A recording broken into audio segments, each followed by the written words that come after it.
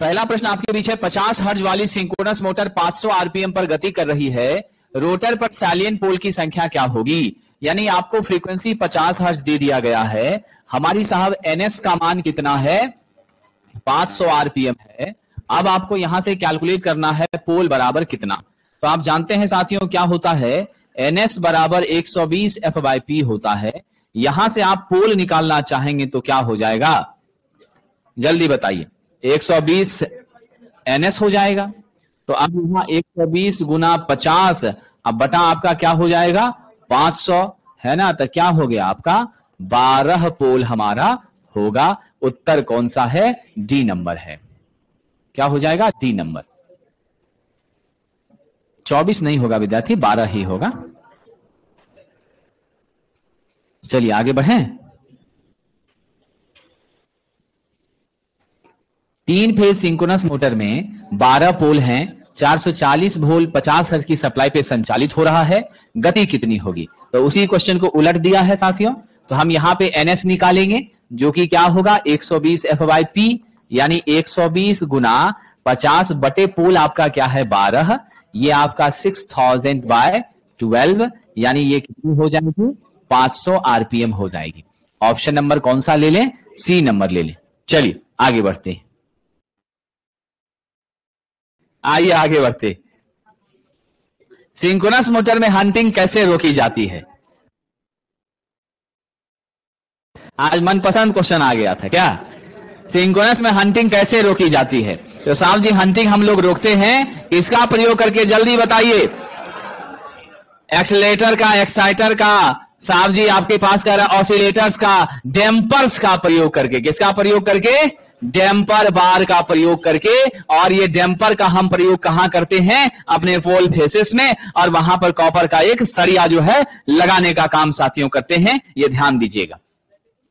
आइए साहब जी अगला प्रश्न है, किस स्थिति में 3 फेज सिंक्रोनस मशीन को कैपेसिटर के रूप में काम में लेते हैं। साहब ये कैपेसिटर के रूप में काम में लिया जाएगा जब आपका क्या हो जाएगा, ओवर एक्साइटेड हो, साथ ही आपका क्या हो जाए, नो लोड पर ऑपरेट करे, तब यह क्या देती है, तब यह लीडिंग करंट जो है साहब प्रदान करती है, जिससे मेरे पावर फैक्टर में क्या होता है, सुधार होता है। तो हम उत्तर यहां पर कौन सा दे दें, जल्दी बताइए। ओवर एक्साइटेड कंडीशन पर, यहां ना मोटर लिखा है ना जनरेटर लिखा है, मशीन लिखा है। मशीन का मतलब दोनों होता है, और हम किस मशीन का उपयोग करते हैं इस पर्पस के लिए, मोटर का, इसीलिए यही उत्तर हम लोग लेंगे विद्यार्थी जी।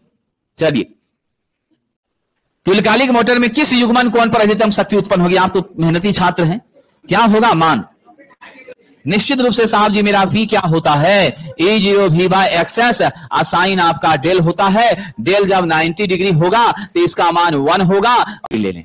ठीक है, आइए साहब जी आगे बढ़ते हैं। 3 फेज सिंक्रोनस मोटर में एक वाइंडिंग को शॉर्ट कर दिया। साहब जी एक वाइंडिंग आपने क्या कर दिया, 3 आपका था ना 3 फेज का सिस्टम, एक आपका शॉर्ट हो गया। एक जब शॉर्ट हो गया तो क्या होगा, मोटर चलेगा जी, सवाल ही नहीं पैदा होता है जी मिलवन साहब। एक शॉर्ट हो गया, मोटर चलेगा, बिल्कुल भी मोटर नहीं चलेगी साहब, ध्यान रखिएगा। नॉट स्टार्टेड, जल ही जाएगा विद्यार्थी जी, चलेगा कहां से। तुल्यकालिक मोटर के स्टेटर बैक ईएमएफ के परिणाम किस पर निर्भर करते हैं। स्टेटर का बैक ईएमएफ है साहब, यानी हमारे स्टेटर में जो आपका बैक ईएमएफ ईबी उत्पन्न हो रहा है, इस ईबी का कहीं ना कहीं दारोमदार किस पर निर्भर करता है, आपके साहब जी एक्साइटेशन पर निर्भर करता है। और ये एक्साइटेशन आप कैसा दे रहे हैं, डीसी एक्साइटेशन दे रहे हैं। और जरा देख लीजिए, एक तो एक्साइटेशन से इसका लेना देना है, निश्चित रूप से है, लेकिन सोचने वाली बात है साहब कि क्या इसका चाल और फ्लक्स और इसका लोड यह भी कोई प्रभाव इस पर डालेगा। दिमाग लगा के देखिए जरा सा, क्या इसके फ्लक्स का कुछ इस पर असर पड़ेगा साहब जी, दिमाग लगाइए जरा सा, क्या होगा साहब, ध्यान रखिएगा।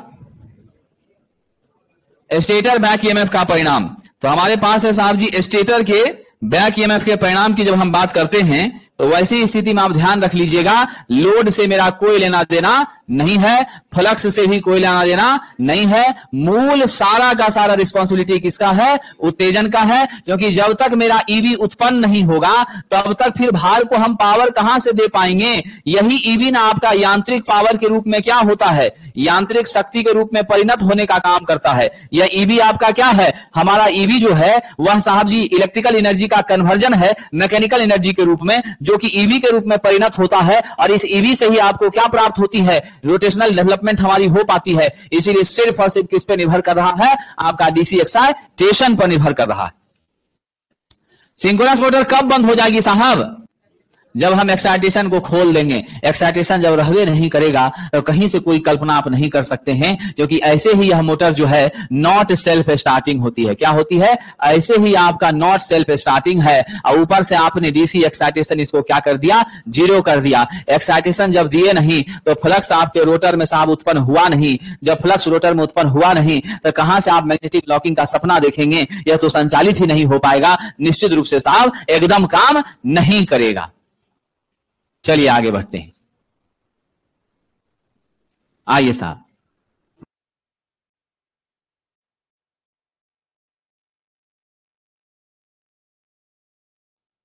चलिए आगे बढ़ते हैं। आइए, करा सिंक्रोनस मोटर को इंडक्शन के मोटर के रूप में आरंभ करते समय फील्ड वाइंडिंग को क्या किया जाता है साहब? आपको शॉर्ट सर्किटेड करना पड़ेगा। क्या करना पड़ेगा? मेरी फील्ड वाइंडिंग को साहब जी आपको शॉर्टेड करना पड़ता है। किसकी मदद से? लो रेसिस्टेंस की मदद से। आपको याद आया ट्रांसफार्मर के बारे में हमने आपसे कहा था कि हमारी जो ट्रांसफार्मर है वो उसके सेकेंडरी को यदि हम क्या कर दें? रोटेटिंग बना दें, या नहीं तो शॉर्टेड सेकेंडरी की संरचना बना दें, तो निश्चित रूप से किस रूप में परिणत हो जाएगा? इंडक्शन मोटर के रूप में परिणत हो जाएगा। मेरा राइट आंसर क्या हो जाएगा? कम प्रतिरोध के द्वारा यदि हम लघु पथित कर देते हैं फील्ड वाइंडिंग को तो इसका स्वभाव कैसा हो जाता है? निश्चित रूप से इंडक्शन मोटर के जैसा। और यह किस तरह का इंडक्शन मोटर बनता है? स्क्वायरल केज टाइप का इंडक्शन मोटर। कैसा बनता है जी? स्क्वायरल केज टाइप का इंडक्शन मोटर बनता है साथियों, ये ध्यान रखिएगा। क्योंकि स्क्वायरल केज के भी रोटर क्या होते हैं? दोनों तरफ से शॉर्टेड होते हैं। क्या होते हैं? दोनों तरफ से शॉर्टेड होते हैं, इसमें कोई शक नहीं है। सिंक्रोनस मोटर में मोटर के क्या होने पर ऋणात्मक फेज सीक्वेंस मौजूद हो जाता है साहब जी? निगेटिव फेज सीक्वेंस मेरा क्या है? RBY है। यह मेरा क्या है? ऋणात्मक फेज सीक्वेंस है। विद्वानों जरा ध्यान दीजिएगा, अगर हम बात आपसे करें धनात्मक फेज सीक्वेंस क्या है तो आप कहिएगा RYB। यह कैसा सीक्वेंस है जी? धनात्मक फेज अनुक्रम है।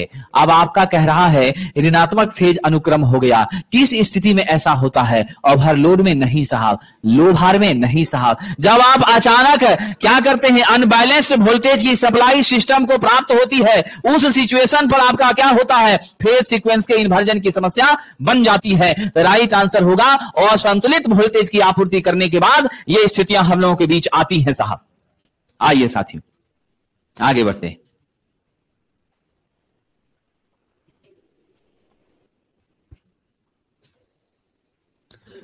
तुल्यकालिक मोटर केवल चलती है, सिर्फ एक गति पर चलती है साहब, और इसकी गति फिक्स होती है। और वो फिक्स गति क्या है साहब? बिल्कुल वह फिक्स गति आपकी क्या है? NS है। और NS बराबर 120 F/P होता है, इसी पर चलती है। और गति के फिक्स होने का मुख्य कारण क्या है? मैग्नेटिक लॉकिंग साहब। क्या है विद्यार्थी जी? मैग्नेटिक लॉकिंग इसका मुख्य कारण है। और ये मैग्नेटिक लॉकिंग किसके किसके बीच साहब? स्टेटर के चुंबकीय क्षेत्र एवं रोटर के चुंबकीय क्षेत्र के बीच जो चुंबकीय लॉकिंग होती है उसके कारण इसकी गति क्या होती है? कांस्टेंट होती है, अस्थिर होती है। हम जवाब कौन सा दे देंगे? तुल्यकालिक चाल पर सिर्फ चलती है। विद्यार्थी जी चलिए आगे बढ़ते हैं। अगला प्रश्न है, आइए साहब।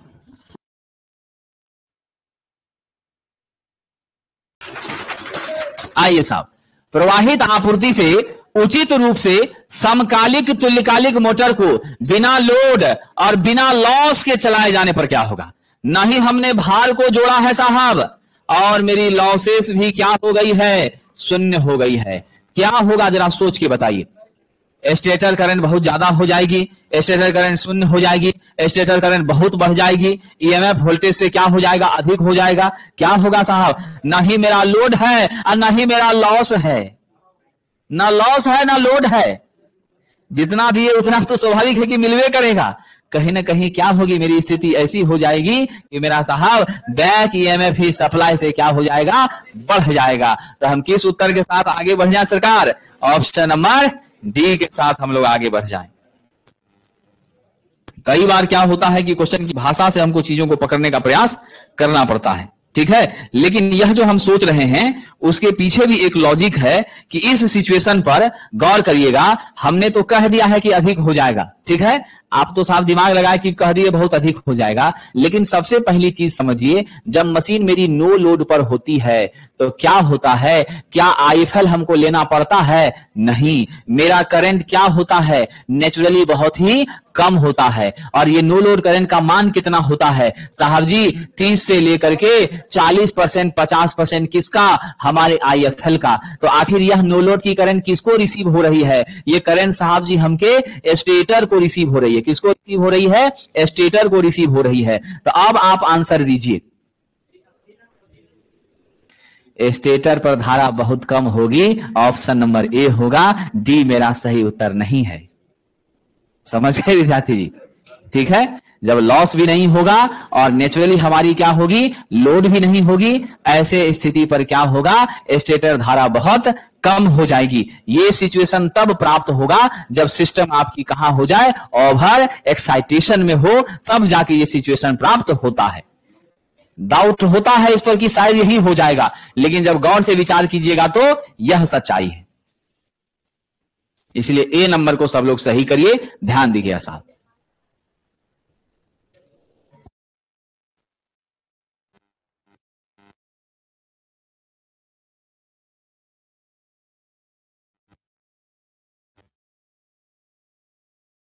चलिए आगे बढ़ते हैं।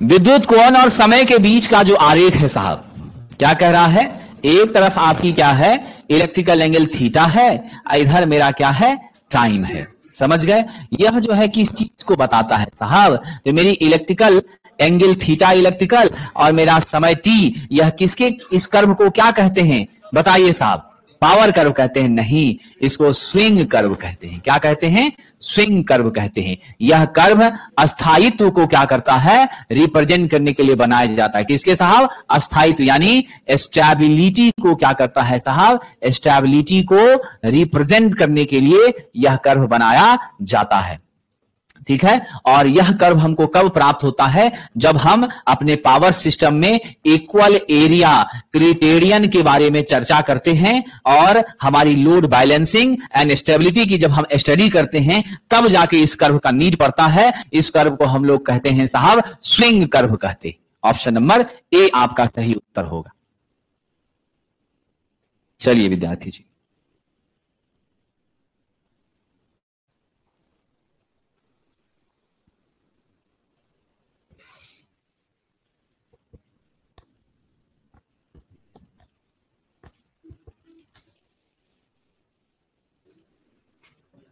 चले आगे बढ़े।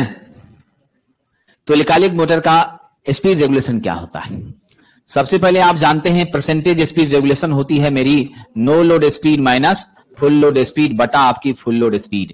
मेरी यहां पर स्पीड हमेशा क्या होती है, एनएस ही होती है। क्या होती है, स्पीड मेरी फिक्स होती है, एनएस ही होती है। एनएस माइनस एनएस बटा एनएस, टोटल टर्म आपका क्या हो गया साहब, जीरो। क्या हो गया, तो क्या जवाब दीजिएगा, शून्य होता है। यहां पर एन एन एल बराबर एन एफ एल बराबर एन एस होता है, इसीलिए इसका स्पीड रेगुलेशन शून्य होता है। तो इलेक्ट्रिक मोटर में सतत भारण अवस्था में उत्तेजन बढ़ाए जाने पर उसका शक्ति गुणक कह रहा है कांस्टेंट लोड की कंडीशन है, भार आपका क्या है, बदल नहीं रहा है, भार फिक्स है। एक्साइटेशन आप क्या कर रहे हैं, बढ़ा रहे हैं। मोटर है तो मेरी पावर फैक्टर क्या हो जाएगी, नेचुरली साहब जी कह रहे हैं एक्साइटेशन बढ़ा रहे हैं, ओवर एक्साइटेशन दे रहे हैं। लोड कांस्टेंट है, ओवर एक्साइटेशन पे पावर फैक्टर क्या करता है, मोटर में लीड करता है। तो क्या बताइएगा साहब जी, मोड़ हो जाता है, अधिक हो जाता है, लीड करता है साहब। लीड का मतलब क्या हो गया, आगे आगे चलना है ना, तो आगे आगे चलना मतलब बढ़ना, इंप्रूव होना। अब ऐसा थोड़ी है कि 1.5 हो जाएगा 2 हो जाएगा, 1 से ज्यादा तो हो ही नहीं सकता है। 0.95 0.97 0.99 तक पहुंचेगा, यही होगा। नियत भार के साथ चलने वाली सिंक्रोनस मोटर का एक्साइटेशन समान मान से घटाए जाने पर, लोड फिक्स है, एक्साइटेशन को घटा दिए यानी अंडर एक्साइटेशन कर दिए। अंडर एक्साइटेशन में पावर फैक्टर क्या हो जाएगा, आपका मोटर है साहब, तो पावर फैक्टर क्या होगी, लैग करेगी। क्या होगी साहब, पावर फैक्टर लैग करेगी। अब यहां देख लीजिए कौन सा उत्तर साहब आप दीजिएगा। ऐसी स्थिति में साहब जी मेरा पावर फैक्टर क्या हो जाएगा, लैग करेगा, है ना। और आपकी आर्मेचर धारा के मान में भी क्या होगी, नेचुरली वृद्धि हो जाएगी। तो increase in both armature current and power factor angle. Concept पकड़िएगा, पावर फैक्टर इंक्रीज नहीं कर रहा है, पावर फैक्टर एंगल इंक्रीज कर रहा है। एंगल यदि मेरा 90 पहुंच रहा है तो हमारा पीएफ क्या हो रहा है, 0 हो जा रहा है साहब। तो घट गया कि नहीं घट गया। हम जब है साहब चर्चा करते हैं लीडिंग पावर फैक्टर के बारे में, तो लीडिंग पावर फैक्टर के दौरान मेरा एंगल कितना होता है, अप्रोचेज टू 0 होता है, शून्य के करीब पहुंचने की स्थिति बनती है, यानी घटता हुआ कौन होता है, याद रखिएगा, समझ गए। जब भी बात होती है ओवर एक्साइटेशन की, पावर फैक्टर एंगल का मान घटता चला जाता है, 0 के करीब पहुंचता है, तब हम इस स्थिति को कहते हैं पावर फैक्टर के मान का बढ़ना। लेकिन यदि बात हो लैगिंग पावर फैक्टर की, तो मेरा पावर फैक्टर एंगल बढ़ता चला जाता है, यानी वह 0 से दूर होता चला जाता है।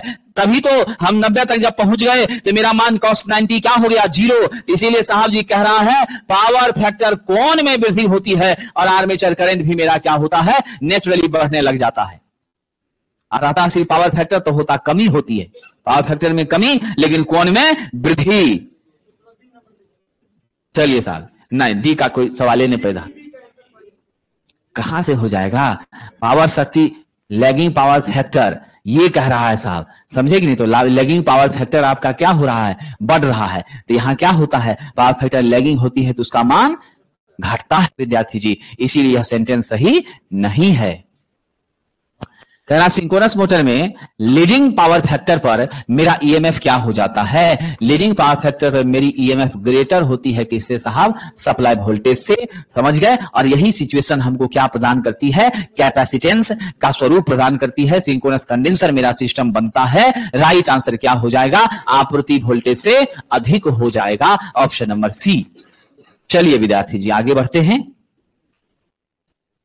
आइए साहब, सिंक्रोनस मोटर को कैसे आरंभ किया जा सकता है, कैसे स्टार्ट करते हैं साहब, हम डैम्पर वाइंडिंग की मदद से करते हैं। डीसी एक्साइटेशन देने के लिए डीसी क्यूमुलेटिव कंपाउंड का भी प्रयोग करते हैं साहब, ठीक है। अब यहां देख लीजिएगा हमारा क्या है, पोनी मोटर, समझ गए। अब आपका उत्तर क्या कह रहा है, कैसे आरंभ किया जाता है। यहां कह रहा है विकल्पों में से कोई नहीं, गलत लिख दिया है, क्या हो जाएगा, कोई भी, ठीक है ना। विकल्प में से कोई एक या कोई भी, ठीक है। तो हम लोग आंसर किसके साथ चले जाएंगे, ऑप्शन नंबर डी के साथ चले जाएंगे।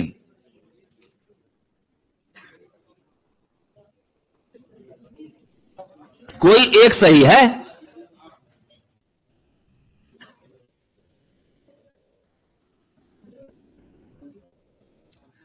सिंक्रोनस मोटर में टॉर्क एंगल किसके किसके बीच होता है, कल चर्चा हमने किया था हमारी साहब जी। रोटर की मैग्नेटिक फ्लक्स क्या है, रोटर का मैग्नेटिक फ्लक्स, और हमारे स्टेटर का क्या है साहब, मैग्नेटिक फ्लक्स। इसके बीच का जो कोण होता है वही आपका क्या होता है, डेल होता है। तो क्या उत्तर आप लोग दीजिएगा, घूर्णी स्टेटर फ्लक्स और रोटर पोल्स, इस दोनों के बीच का। तो क्या हम टिक लगाएं विद्यार्थी, बताइए जल्दी से, कौन सा ऑप्शन, बिल्कुल राइट आंसर क्या हो जाएगा, ऑप्शन नंबर बी, घूर्णी स्टेटर फ्लक्स और हमारे रोटर पोल्स या रोटर के सेक्शन के बीच का जो कोण है वही आपका क्या है, टॉर्क एंगल है। सिंक्रोनस मोटर फुल लोड पर कितना स्लिप देगा, फुल लोड पर इसकी गति किसके बराबर होती है, एनएस ही एनआर के बराबर होती है। स्लिप के बारे में तो जानते ही हैं, एनएस माइनस एनआर बटे क्या होता है, एनएस होता है, एनएस माइनस एनएस बटे एनएस हो गया, 0 बटा एनएस हो गया, 0 हो जाएगा। बहुत बहुत धन्यवाद साथियों, आगे बढ़